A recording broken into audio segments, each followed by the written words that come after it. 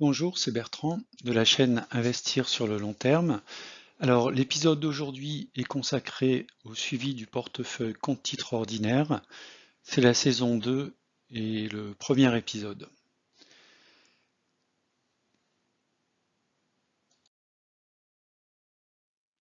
Alors, avant de démarrer dans le détail, un avertissement, je ne suis pas conseiller financier, cette vidéo n'a pas pour but de vous proposer un placement financier ou un quelconque conseil d'achat, mais uniquement un but pédagogique et de partage où restez responsable de vos investissements. On va démarrer par le suivi des indices, donc américains. Comme vous le savez, mon compte titre ordinaire est principalement basé sur des actions américaines et également des actions françaises qui ne peuvent pas être logées dans le compte PEA. Alors, si on regarde donc les indices à la clôture du 15 septembre, tous les indices américains sont dans le rouge. Également sur la semaine qui vient de s'écouler, également sur le mois qui vient de s'écouler. Si on regarde un horizon plus lointain qui est plutôt positif, hein, si on regarde l'évolution des indices sur les 3 dernières années, 5 dernières années et 10 dernières années, on voit qu'on est largement dans le vert. Donc ce qui peut conforter effectivement l'investissement sur le long terme. Donc si votre compte titre ordinaire aujourd'hui est un peu plombé, il est un petit peu dans le rouge, bon c'est quand même un signe d'espoir. Sur 3 ans, sur 5 ans, sur 10 ans, il y a de grandes chances que vous rebasculez dans le vert. Alors pour autant, est-ce que les marchés sont-ils à leur prix aujourd'hui? Alors moi, je fais un focus principalement sur le SP500. C'est l'indice que, on va dire, que je suis de manière très régulière et sur lequel j'investis. Donc vous avez toujours le même tableau, hein, c'est la valeur du cours sur les 20 dernières années. C'est la valeur au 31 décembre, à part la case en orange, c'est le cours de clôture au moment où je tourne la vidéo. Vous avez donc dessus un calcul qui est une droite de régression logarithmique. Et donc dans la colonne valeur linéaire, vous avez la valeur théorique en fait de l'indice selon cette droite de régression logarithmique. Donc si on s'en tient à cet indice, en fait, un cours théorique du SP500 serait de 3731.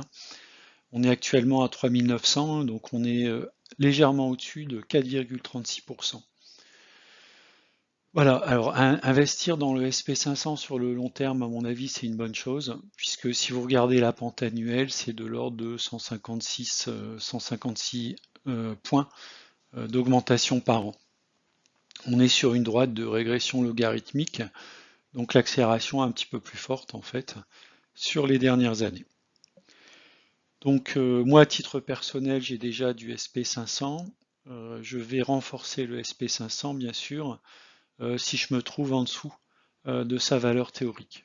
On n'est pas très loin, donc il suffit que l'indice et les marchés baissent sur le mois à venir de plus de 5%, on va dire, entre 5 et 10%, et là je pourrais tout à fait me renforcer sur donc cet indice Standard & Poor's 500. Alors l'état du compte titre ordinaire est plus-value réalisée au 15 septembre 2022.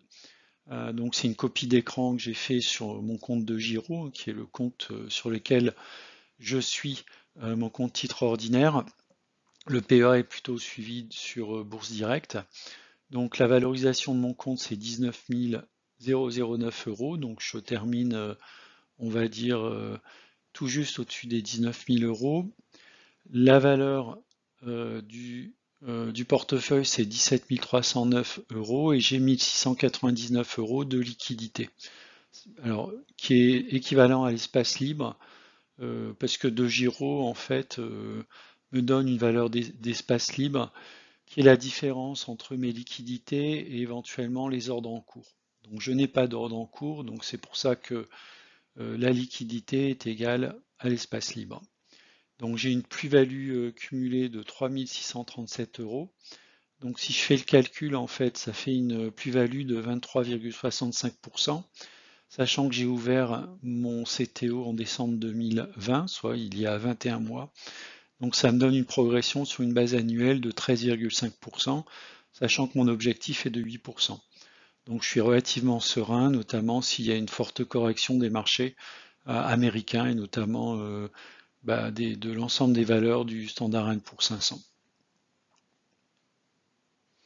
Mon apport mensuel est de 350 euros. Voilà, donc c'est un apport que je fais vraiment de manière régulière tous les mois.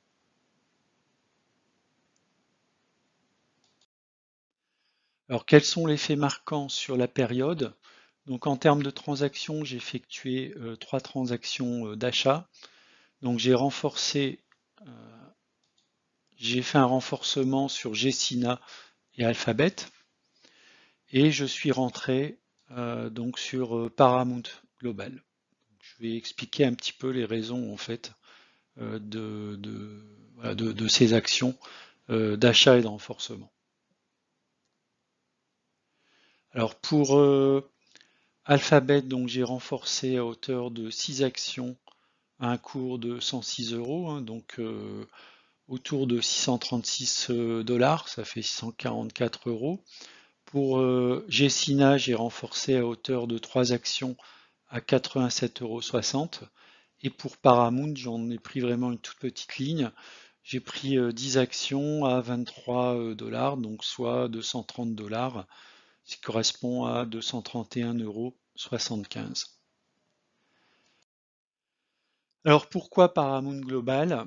Eh bien tout simplement, je suis un peu comme beaucoup d'entre vous, j'imagine, un petit peu la stratégie et les actions de Warren Buffett, notamment de son fonds d'investissement qui s'appelle Berkshire Hathaway. Au mois de mai, en fait, Berkshire Hathaway a fait une première acquisition de 2,6 milliards en fait dans Paramount Global et ils ont renforcé en fait vers la fin du mois d'août, le 21 août, en fait, pour maintenant détenir 13% de la compagnie. Voilà, donc là j'ai une stratégie qui est une stratégie purement de suiveur. Voilà, j'ai décidé de rentrer sur Paramount Global. Je me suis pas trop posé de questions à ce niveau-là. Alors c'est quoi Paramount Global? En fait, c'est une société qui va délivrer des contenus premium au travers d'une plateforme Paramount Plus. Donc ça va inclure à la fois de la télévision en stream, ce qu'on appelle le stream live. Vous savez qu'aux États-Unis, quasiment toutes les chaînes sont payantes. Il y a relativement peu de consommation, on va dire, de TV publique. Voilà, donc Paramount Plus, c'est un regroupement à la fois de chaînes de télé en streaming, également de cinéma, de contenus originaux, également de sport. En fait, on va retrouver des choses avec des chaînes comme CBS, BET, Comedy Central, Nickelodeon. Donc ça, c'est plus pour les enfants. Donc c'est sous forme d'abonnement. Donc la chaîne va venir en compétition avec des plateformes de streaming comme Netflix ou Walt Disney par exemple. Ce qu'il faut savoir, c'est qu'au niveau du cinéma, Paramount, c'est, on va dire, le producteur des films de Tom Cruise, dont le dernier en date qui est Top Gun. Mais on va retrouver également tout ce qui est Mission Impossible et puis tout ce qui est film dans lequel Tom Cruise tourne ou produit. Au catalogue, on va retrouver également donc des super-héros comme Iron Man, Transformer, et puis des films qui ont connu des succès quand même assez importants.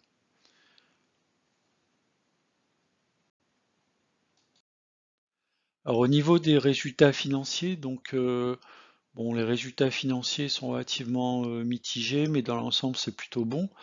Donc des revenus à hauteur de 28 milliards de dollars, avec un net income autour de 4,3 milliards. Si on regarde l'efficacité de gestion sur le long terme, donc on peut voir qu'elle est plutôt assez bonne en fait. Si on regarde la santé financière, donc un payout ratio qui est relativement faible, hein, qui est de l'ordre de 14%, donc ce qui permet sans problème en fait à la société de pouvoir gérer la dette. On voit donc une marge brute qui est assez importante, de l'ordre de 40% sur les 5 dernières années, et puis donc une marge nette en fait de l'ordre de 12,72%, avec un free cash flow sur les 5 dernières années qui est relativement qui existe. Voilà. Si on regarde les taux de croissance annuels composés, donc au niveau du revenu, donc on peut voir sur les 5 dernières années, le revenu est en croissance de l'ordre de 16%, ce qui est plutôt positif. Les earnings per share ont suivi, peut-être un peu moins fort, de l'ordre de 13,83%, et les dividendes sur les 3 dernières années ont augmenté de l'ordre de 10%. Ce qui est néanmoins à noter aussi, c'est que la dette a progressé à peu près du même ordre, hein, de l'ordre de 13,57%.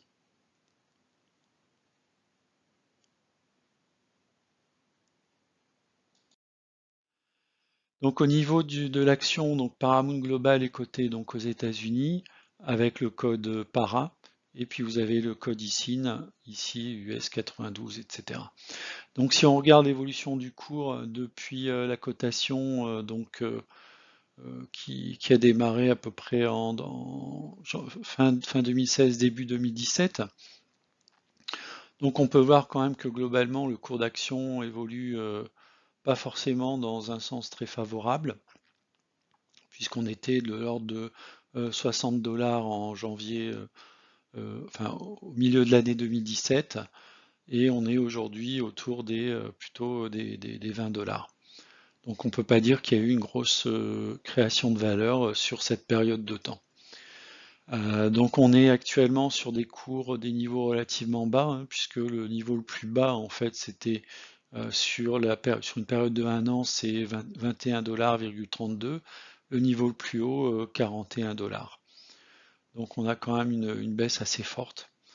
Alors voilà, peut-être que on est en attente d'une progression, notamment de cette solution Paramount+. La deuxième action donc, que je vais présenter, c'est Gecina, hein, donc, que j'ai renforcé récemment. Alors Gecina, en fait, c'est une REITs, donc une société immobilière cotée. Le principal patrimoine de Gecina est plutôt situé dans Paris. Donc je vous ai mis ici une carte qui représente les propriétés donc, de Gecina, donc principalement des immeubles de bureaux à 80%, et 20% c'est de l'immeuble privatif, également du logement étudiant. Donc vous avez la répartition entre les bureaux et puis avec le jeu de couleurs, les logements ou les logements étudiants. Donc on peut voir quand même que la société est très présente sur le secteur ouest de Paris, qui correspond quand même au quartier un peu chic et un peu riche, sur lequel il y a un haut niveau de revenus et des emplacements de prestige. J'ai mis à droite en fait les résultats les plus récents de la société, donc c'est notamment pour les résultats du premier semestre. Alors, on peut constater une légère baisse par rapport au même semestre de l'année dernière, rien d'inquiétant. Donc on a un rendement net du patrimoine de 3,8%. Si vous comparez par rapport à des SCPI, c'est légèrement inférieur. Par contre, ce qui retient mon attention et ce qui est assez intéressant, c'est l'ANR.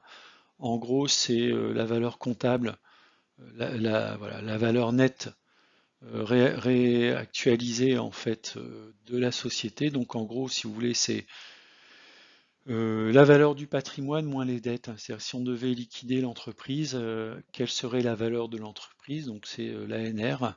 Si on regarde l'ANR ici net, on a un ANR qui est de l'ordre autour de 180 €, sachant que le cours actuel de la société est autour des 88 €.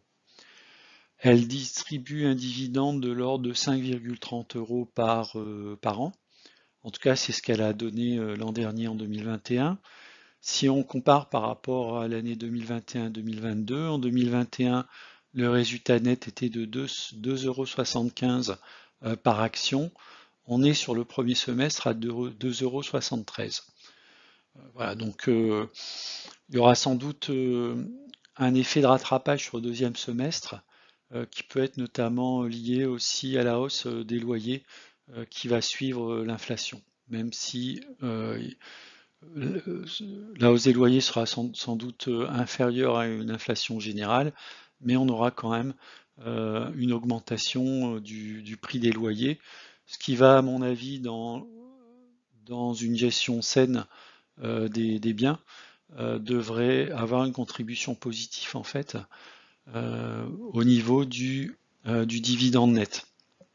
Donc si on rapporte la valeur du dividende au minimum à 5,30 € par rapport au cours de l'action actuelle, 88 €, on voit qu'on est de l'ordre de 6% de rendement.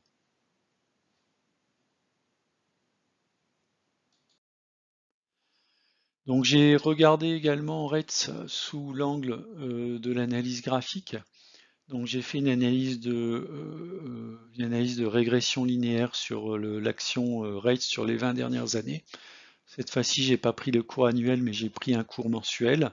Depuis le 1er janvier 2002 jusqu'au 1er septembre, en fait, jusqu'au cours du 15 septembre 2022, donc 20 ans d'historique de cours au niveau mensuel. Donc c'est un peu plus de 250 valeurs. Vous voyez en bleu l'évolution du cours de la société Gecina et vous voyez en rouge la droite de régression linéaire. Donc le prix théorique de l'entreprise, selon la droite de régression linéaire, serait de 134 €. On est actuellement en dessous quasiment de la moitié. On est à 88 €, donc moins 50%. Oui, c'est ça, c'est-à-dire que si je fais 88 € avec une progression de 50%, j'arrive à 134,06 €. Ce qui est intéressant, c'est que, bon, même si la pente est quand même pas énorme, on voit que la société, quand même, dans le temps, crée de la valeur. Donc ça, c'est plutôt bien, c'est plutôt intéressant. Elle distribue du dividende. Donc ça, c'est un deuxième point positif. Et si on regarde le coefficient de corrélation qui est de 0,7, c'est relativement intéressant. Ça veut dire que le cours de l'action est quand même relativement bien corrélé, en fait, à sa droite de régression. Donc on peut voir que dans les années 2008, il y a eu une sorte comment dire, de bulle immobilière, ce qui s'est traduit par une surcotation du cours de l'action Gecina. On était plutôt entre 1 et 2 écarts types. Et puis on peut voir ensuite la bulle s'est dégonflée, on s'est retrouvé entre -1 et -2 écarts types. On peut voir que la même situation s'est reproduite à nouveau en 2019, fin 2019, début 2020. Donc la bulle, voilà, on va dire, la bulle a éclaté, on a une forte chute. On est actuellement en fait entre 1 et -1 et -2 écarts types, donc on est assez proche de la situation. Alors on peut voir qu'il est tout à fait possible que la société baisse encore. Si on descend à 2 écarts types, on sera de l'ordre de 73,13 €. Donc voilà, moi je peux tout à fait me renforcer à nouveau autour des 73-75 €, sachant que très probablement l'action reviendra dans quelques années, dans quelques trimestres ou dans quelques années, au niveau de sa droite de régression, qui, je le rappelle, est de l'ordre de 135 €.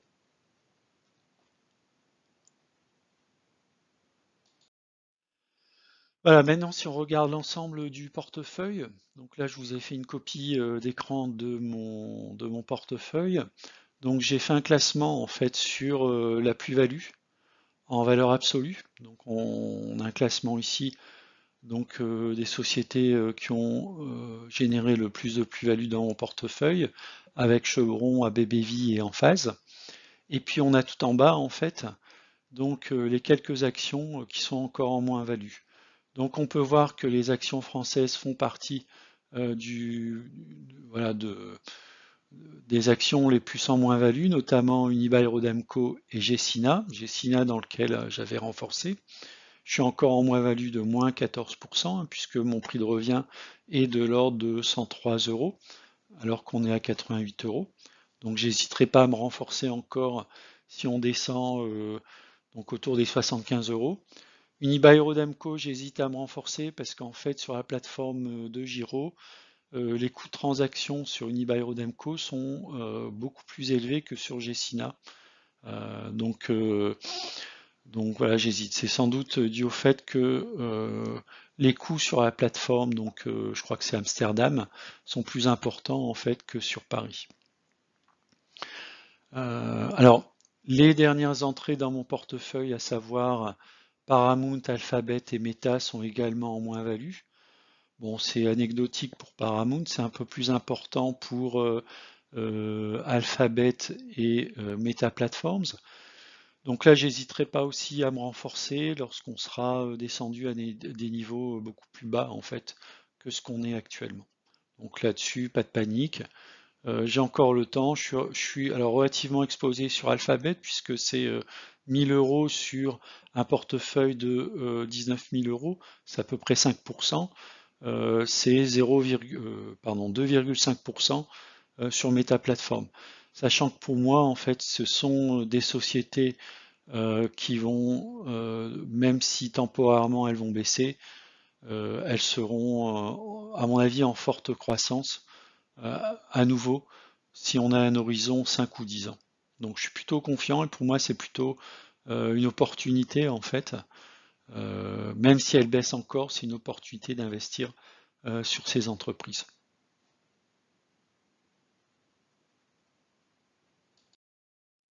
Si on regarde côté ETF, donc j'ai 4 ETF, donc on voit que l'ETF Standard & Poor's 500 et Oil and Gas est toujours en territoire positif. Par contre, les métaux précieux, donc l'or et l'argent, sont eux par contre en territoire négatif. Alors, je ne dispose pas d'une part très importante au niveau de mon PEA, hein, ça représente moins de 5%. Voilà, c'est toujours une question, est-ce que je vais me renforcer? Sans doute oui, si on est amené à baisser de manière beaucoup plus importante sur l'or et sur l'argent.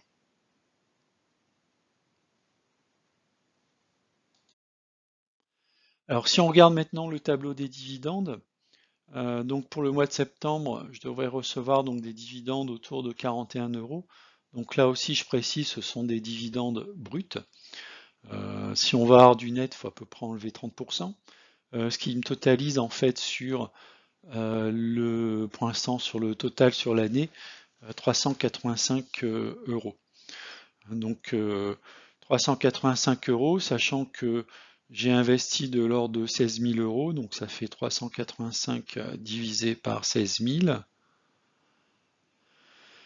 Donc fois 100, pour l'instant je suis à un rendement de l'ordre de 2,4%. Bon, l'année n'est pas terminée, je vais encore toucher des dividendes.